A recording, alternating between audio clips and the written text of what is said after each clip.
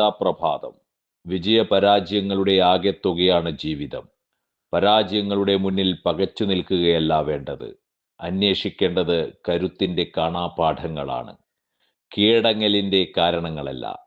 പരിധിയില്ലാത്ത പ്രയത്നവും വ്യവസ്ഥകളില്ലാത്ത അധ്വാനവും സ്ഥിരതയാർന്ന പ്രതിരോധവുമാണ് നിലനിൽപ്പിൻ്റെ നീതിശാസ്ത്രം. നിരന്തരമായ പരിശ്രമം കൊണ്ടല്ലാതെ ആരും വിജയകിരീടം അണിയുകയില്ല.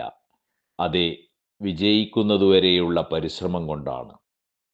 കിതച്ചാലും കുതിപ്പ് നിർത്തരുത്.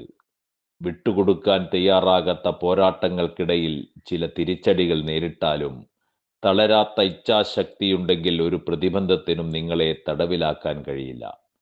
യോജ്യമായ സാഹചര്യങ്ങൾ യോജ്യമായ സമയത്ത് നിങ്ങളെ വിജയത്തിലെത്തിക്കും.